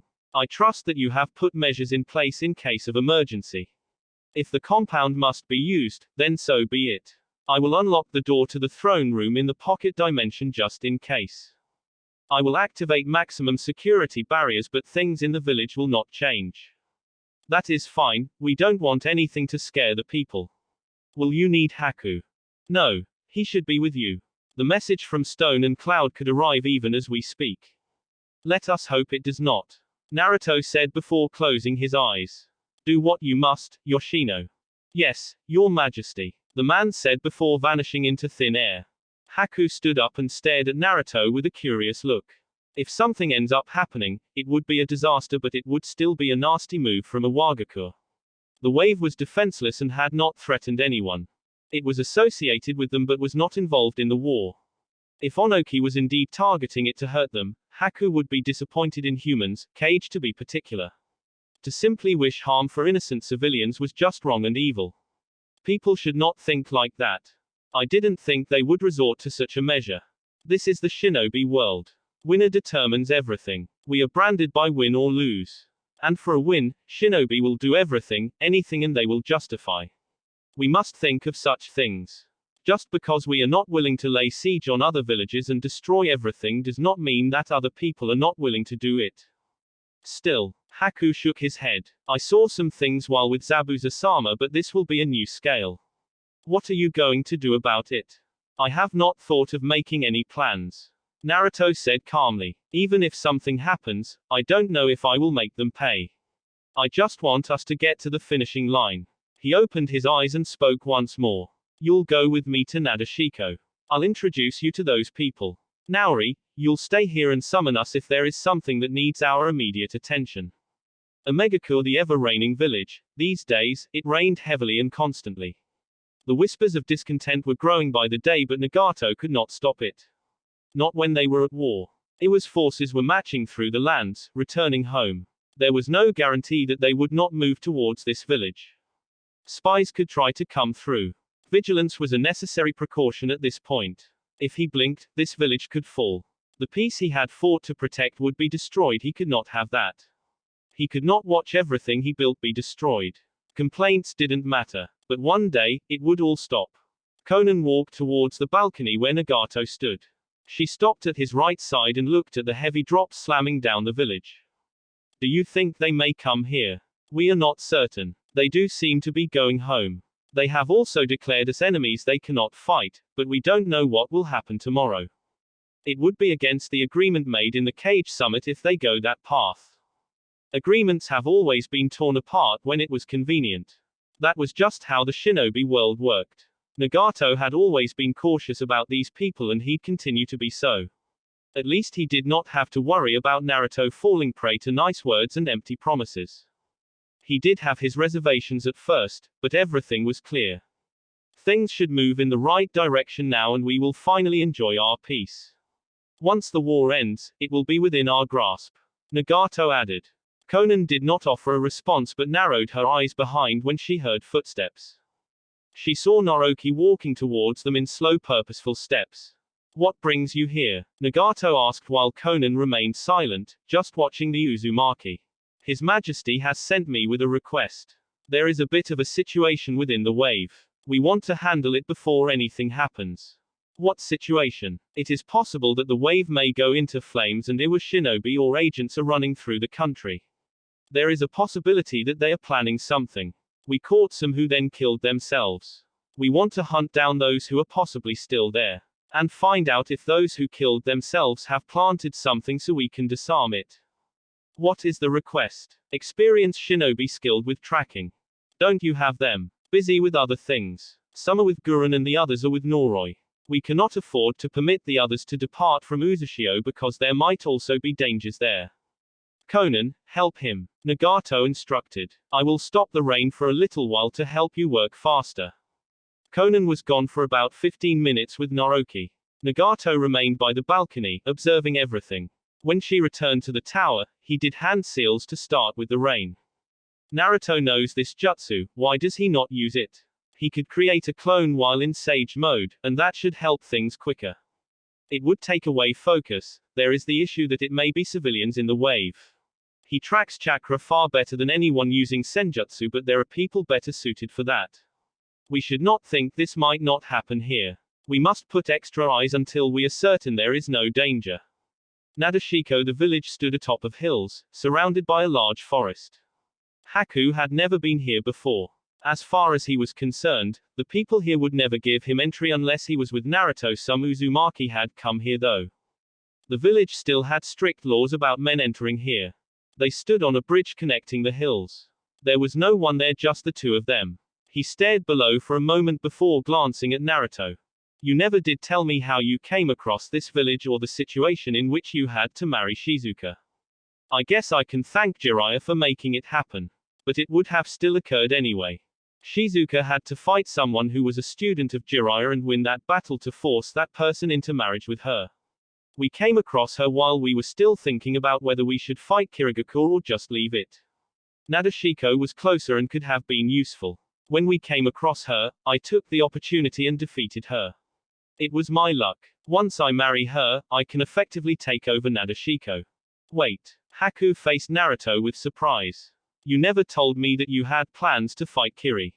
That was shocking considering everything he has known. And he has been at Uzushio for some years now and he'd never heard about this. But then again, the battle lines were drawn way before he was revived in the land hidden in whirlpools. There was no plan, just a thought. Naruto said with a wave of his right hand. The laws of this village work a bit differently.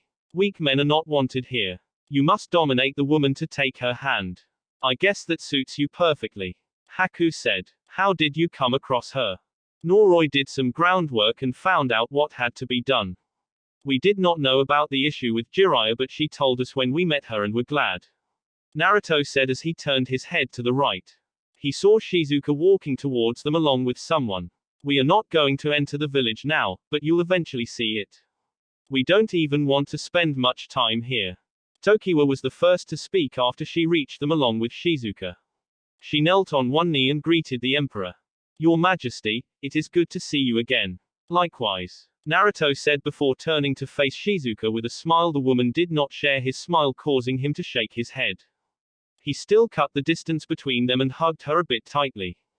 Shizuka, Your Majesty. Her voice was low. She was still a woman with a closed heart.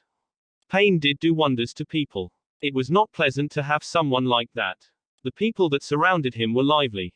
He could be suffocating at times. He did need to have people who could give him some light. Naruto separated from Shizuka and pointed at Haku.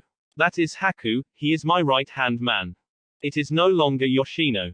Shizuka asked. Yoshino is dealing with other things. Naruto said. You still look as miserable as before. I'd hope you'd have grown out of that shell.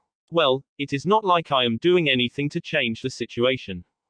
Shizuka stared at the man who defeated her. Her green eyes were glaring with a question, but she did not voice it. The words were surprising to hear from him. He had presented himself as a kind person, but she could not say he was. She had agreed to marry him because of tradition and nothing more. She looked away from him and moved closer to the edge of the bridge. She placed her arms on the walls, leaning a bit while staring down. You want to do something? Naruto moved closer to her. He leaned on the walls with his back while watching her through the corner of his eyes. I am going to be your husband. Perhaps it is not the kind of romantic story you had dreamed of while still young, but if you want to make something possible, you can. Happiness is something you create yourself. You cannot allow your past to bind you. Doing that, you just become miserable, unable to see the road ahead. Don't think it is impossible to love again. You are not affording yourself the opportunity. Give yourself that chance and you will live without regrets. It would be hard when you are not even around here. We can make arrangements. I am still fighting a war, but once we are done with it, you will see me. My subordinates will say I am cold, but I have a heart. As stated in the letter we sent you, we just want to reassure you that we will make good on the agreement. We have not forgotten. He smiled. I hope no one is trying to challenge you. I'd be disappointed if that was the case. Shizuka managed a small smile. It is hard for anyone to challenge me when I tell them I have already been defeated by the Emperor. At least my name keeps some pests away. Naruto said with a smile. We have a bit of a situation at home, we will not stay long. But I don't want you miserable. I will come again, we shall eat, drink and be merry. That sounds good. You don't have energy, but that is okay. He spoke to her for a couple of more minutes, telling her about the war. She had some questions which he answered.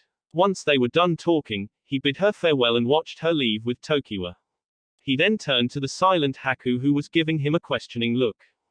Are you really interested in her happiness? I am offended that you of all people would question me, Haku.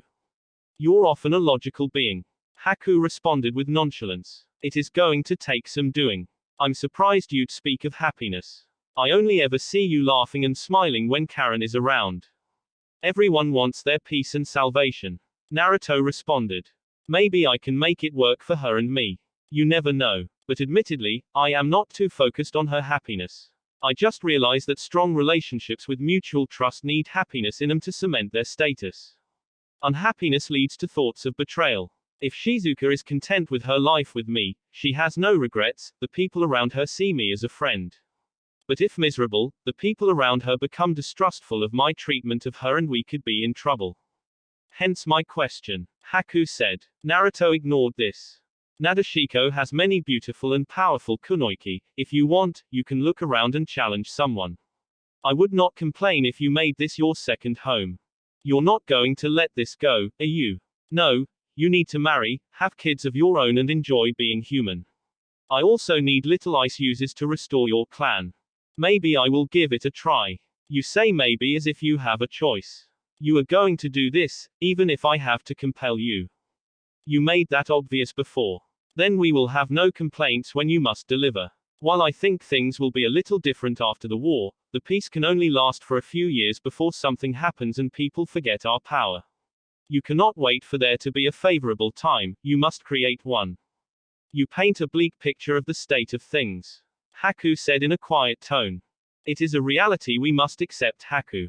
But the reason we have come this far is because we want to avoid things becoming dangerous again.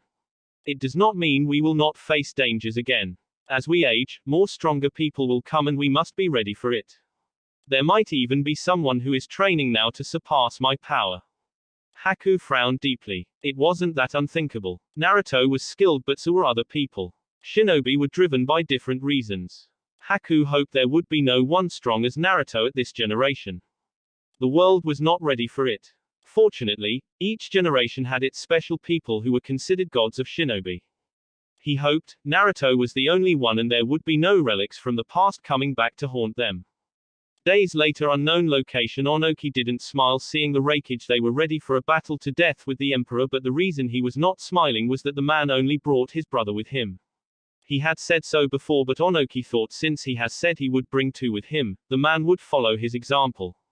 He was quick to voice his thoughts when he reached the man. You only brought your brother. I had stated my intentions before. I said with nonchalance. Are you afraid the emperor will not be taken down with what we have? He asked in a slightly mocking tone. Strong as he was, Naruto could not possibly fight them all and win. He had the speed and B had the firepower. He was confident in their chances of claiming victory. If he didn't think they could win, he would not have even come this far. Why fight when you had no confidence of winning? I'd remind you that it was the fact that we underestimated him that we have been brought to this situation. He has made us look like fools. People will start questioning if we are really strong. We just have to defeat him. It won't be that easy. Last time we faced him, he fooled around with us before walking away. You should take away your confidence in your speed and think this through clearly. We are going there as a team and we must win this, no matter what. I am not going to let your overconfidence ruin us both.